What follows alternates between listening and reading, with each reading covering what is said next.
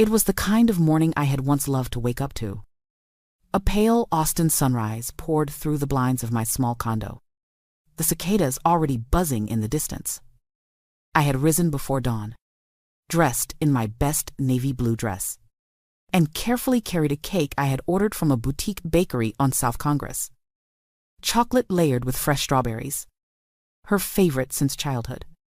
The price tag of $180 was steep for a woman living on a modest pension. But for my only daughter, Melissa, nothing had ever felt too expensive.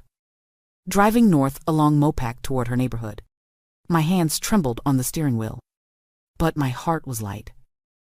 Today was Melissa's 44th birthday.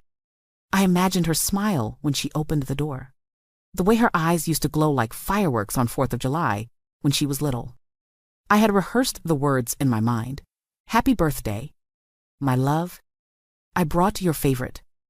I parked outside the 2-story house I had helped finance nearly a decade ago. $120,000, pulled from my retirement savings, had made this place possible. I remembered her tears of joy when I handed her the check, telling her, every mother's dream is to see her child in a home of her own. I thought about that moment as I walked up the stone path, clutching the bakery box. I knocked gently. My lips stretched into a hopeful smile. The door swung open, but instead of joy, there was only a frown. Melissa's face, perfectly made up, twisted with annoyance. Oh, it's you, she muttered, not even meeting my eyes. I froze, smile faltering. Happy birthday, sweetheart, I whispered, lifting the cake so she could see the candles already set in place. Chocolate with strawberries, just like when you were a girl. She sighed, a long, heavy breath that made me feel as though my presence were an unbearable weight pressing down on her. Mom, we need to talk. Inside, the living room gleamed with furniture I had partly paid for. Walls painted a soft beige. I lowered myself onto the edge of the sofa, still clutching the cake like a shield. Melissa remained standing, arms crossed, her eyes colder than I had ever seen them.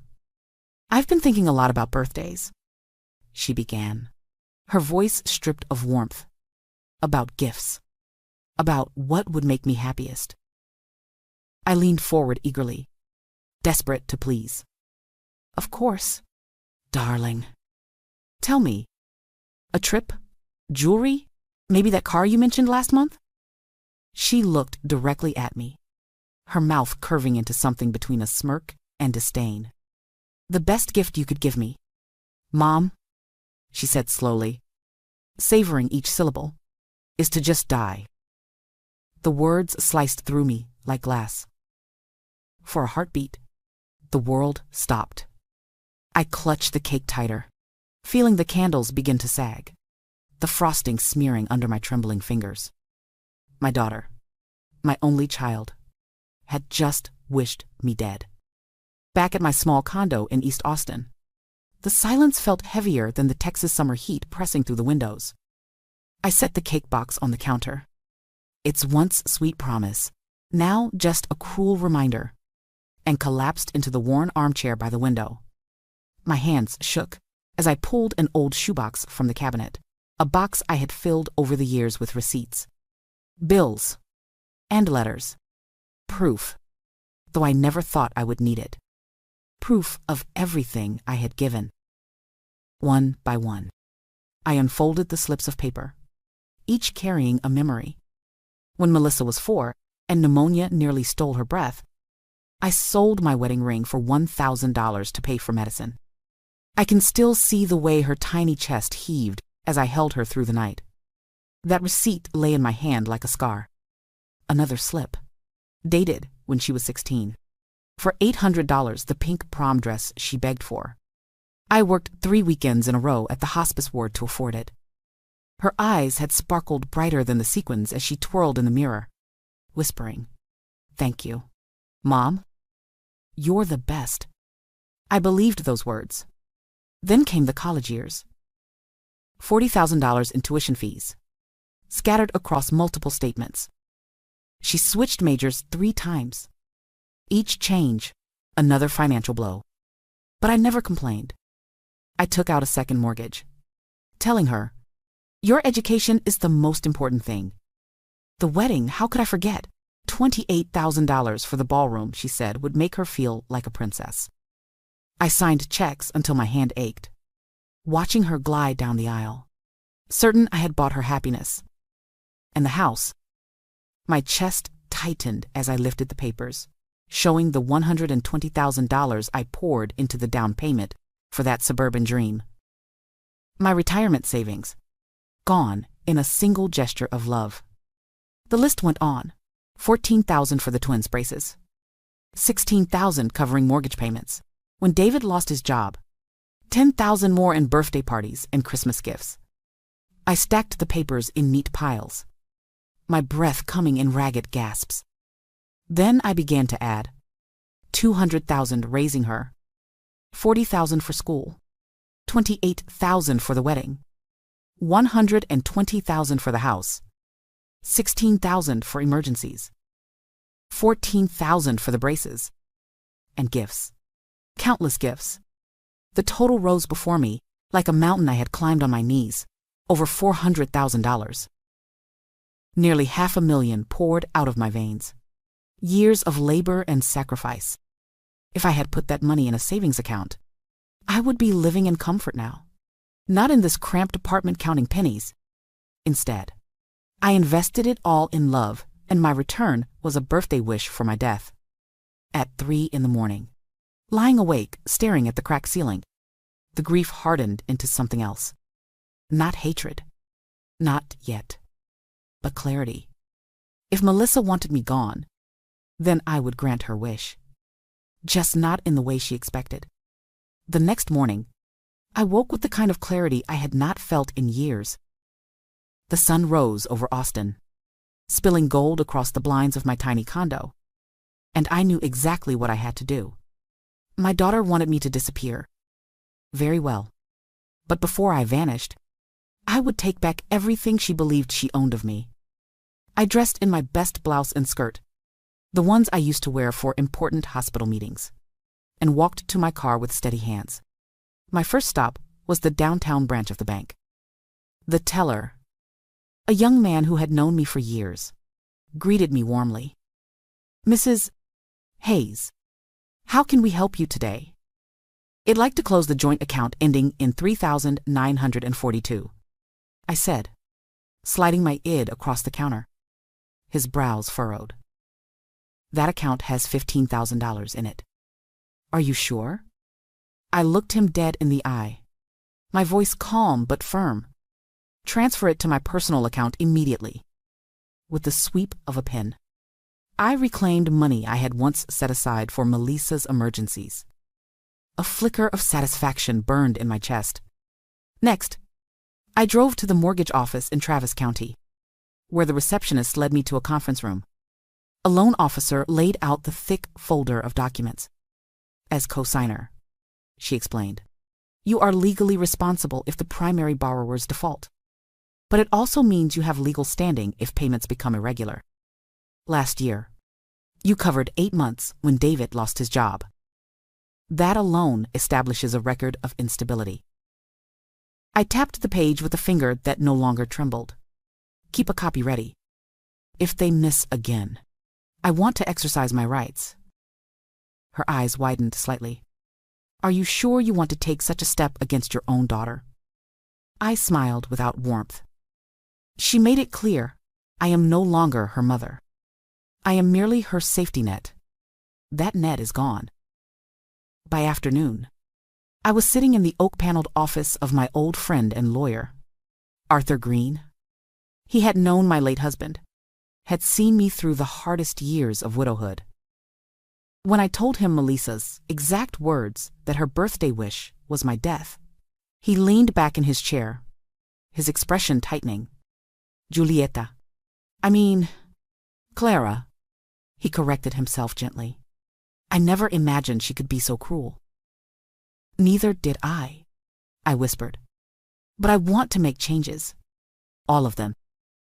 For 2 hours, we combed through documents. My will, my life insurance, my pension. Everything that bore Melissa's name was erased. My savings would now go to the Austin Women's Shelter, a place I had volunteered at in my younger years. A trust would be established for my grandchildren, but locked until they turned 25. I even instructed Arthur to cancel the health insurance policy I had been quietly paying on Melissa's behalf. As I signed the final page, a strange relief flooded me. My hands no longer shook. My heart no longer begged for her approval. Melissa believed she had buried me with her words. She had no idea the woman she buried was already gone. In her place stood someone new, someone ready to reclaim her life. One signature at a time. By the time Friday evening settled over East Austin, I had mapped out every step of what I would do next. The ache in my chest from Melissa's cruelty was still there, but it had hardened into something sharper, something that could cut through fear. I was done being her servant. If she wished me gone, then gone, I would be, but on my own terms. I knocked on the door of my neighbor Irene, a 68-year-old retired teacher who had lived across the hall from me for nearly a decade. Irene had seen me leave at all hours to babysit Melissa's twins. She had watched me haul grocery bags filled with organic snacks for a family that never once invited me to sit at their table. She knew my story, even without the details. She welcomed me in with a mug of chamomile tea, and I told her everything. Every bitter word Melissa had spat at me, every sacrifice I had listed in my letter, every plan I was making. Her lips pressed into a firm line, her gray eyes blazing.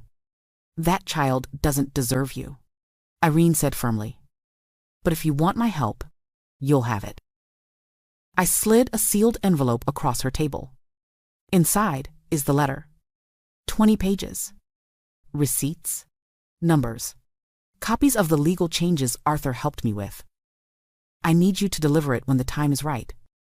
You'll be the one to discover that I've disappeared. Irene leaned back, studying me. "You want me to play the part of the worried friend?" "Yes. You'll tell Melissa you noticed I hadn't answered the phone for days, that you used the spare key I gave you years ago, and you found my apartment empty. You'll hand her the envelope. Let her read the truth in black and white." Irene smiled sadly. After everything she's done, this might be the only way she'll ever understand what she lost. That night, I pulled out my laptop and searched for travel agencies that catered to retirees. One ad caught my eye, a New Life Abroad special programs for seniors in Portugal. The word Portugal stirred something in me. I had once seen a postcard of Lisbon's riverfront, golden light spilling over tiled streets. I picked up the phone and dialed. "Good evening," a cheerful voice answered. "This is Luso Horizons Travel. How may I assist you?" "I'd like to book a one-way ticket to Lisbon," I said, my voice steady, "and a furnished apartment for at least a month." When the agent confirmed the booking out of Austin Bergstrom for the following Tuesday, a wave of anticipation swept over me. For the first time in decades, my money was being spent not on Melissa's whims, but on my own freedom. Later that night, I sat at my desk and reread the letter. The final line burned like a brand across the page. "Your life will be easier without me, but it will also be much more expensive." I folded it carefully, sealed the envelope, and placed it on Irene's counter. My bags were half packed already. The woman Melissa thought she owned was nearly gone. Soon, she would discover what it meant to truly lose me. Tuesday morning arrived, still and heavy, as if Austin itself knew I was leaving. At 5 o'clock, Irene knocked on my door, carrying a thermos of coffee and the steady calm of someone who had taught generations of children how to stand tall. My suitcases were already lined up by the door. She hugged me tightly. "Are you ready for your great escape?" she whispered. "More than ready," I said. And for once it was true. The cab driver loaded my bags as dawn painted the sky faint orange over Ladybird Lake. As we drove down I-35 toward the airport, I looked out at the city. I had poured my life into hospitals where I had worked double shifts, parks where I had chased Melissa as a child. The very skyline I had once believed held my family's future. None of it held me anymore. At Austin Bergstrom Airport, I passed through security with surprising ease. When the boarding call echoed through the gate, my heart skipped. As I settled into my seat by the window, the engines roared, and I whispered to myself, "This is the sound of freedom."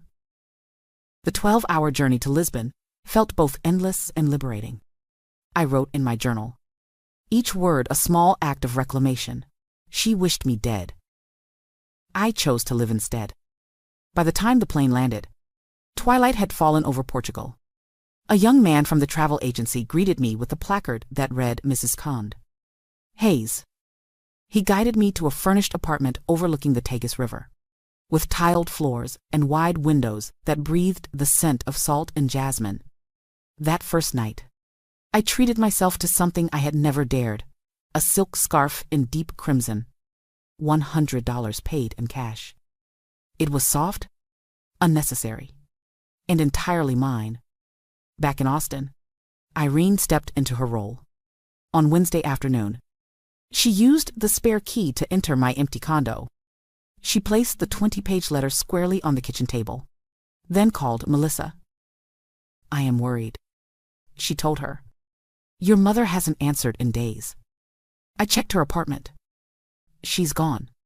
All she left was this letter.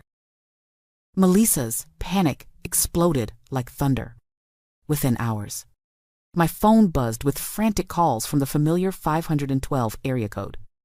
First messages pleaded, "Mom, please call me. This isn't funny." Then came irritation. "Where are you? You can't just disappear." By the third day, fury, "You're ruining us. You can't do this." I let the phone vibrate on the nightstand, my eyes fixed on the Golden River beyond the window. Each unanswered ring felt like a chain snapping loose. Melissa had wanted me gone. Now she would learn what life without me truly meant. For the first time in 45 years, I slept soundly, unburdened by anyone's demands but my own. By the 4th week in Lisbon, I was beginning to feel settled. My mornings started with walks along the Tagus River, the cool breeze carrying away decades of exhaustion. For the first time since my retirement, I woke up without dread. Yet peace has a way of drawing out old storms. One Wednesday afternoon, the phone rang with a number I didn't recognize. "Mrs. 1. "Clara Hayes?" a woman asked. Her tone clipped but polite. "Yes, this is she." "My name is Angela Carter. I am a social worker with Family Services in Travis County. Your daughter has filed a complaint regarding your well-being." The words froze me. A complaint? About what? She expressed concern that you may be suffering from cognitive decline, that you've made reckless financial decisions, and that you may be living in unsafe conditions abroad. She requested our intervention. My chest tightened.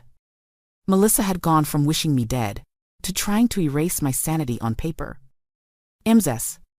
Carter," I said firmly. "I am living in Portugal by choice. I am in excellent health, both physically and mentally. My daughter's accusations are baseless." "I understand, but for due diligence, need an evaluation through the American consulate in Lisbon. It's standard procedure." "Schedule it," I answered. My voice didn't tremble. The following week, I walked into the consulate's cream-colored building, where an American doctor conducted a thorough 3-hour examination. He asked about memory, problem-solving, financial decisions, even my reasons for relocating. At the end, he leaned back, studying me with sharp, kind eyes. "Mrs. Hayes, not only are you sound of mind, but your choices demonstrate clarity. Your daughter's claims appear to be attempts at control, not genuine concern. I will file my report accordingly." Relief flooded me. Within days, the social worker called back. "Mrs. Hayes. The evaluation confirmed you are in full possession of your faculties. We are closing the case. Please be aware, your daughter's false complaint has been documented in our system. I thanked her, hung up, and immediately dialed Arthur Green, my attorney back in Austin. She accused me of dementia. Arthur, I told him, she's trying to undo everything I've set in place. Arthur sighed. She's overplayed her hand. We can file for defamation, given the official report clears you. Her credibility is crumbling. For years I had been terrified of losing Melissa's love. Now I realized she feared losing my money. That fear was driving her into darker corners of manipulation. That night, I sat on my Lisbon balcony, the bells of the old city chiming in the distance. I poured a glass of Vinho Verde and whispered to myself, she wanted me erased. Instead, I am stronger than ever. Melissa thought she could drag me back by questioning my mind. What she never understood was that for the first time in decades, my mind was finally free. 6 months had passed since that brutal birthday in Austin, and the ripple effects of my disappearance were finally crashing down. I was sipping coffee in a Lisbon cafe overlooking the river when my phone lit up with a familiar name, Arthur Green. Clara, he said, his voice low but steady. The foreclosure went through last week. The bank officially reclaimed Melissa and David's house. For a moment, I closed my eyes. I had walked those very halls after wiring my life savings for the down payment.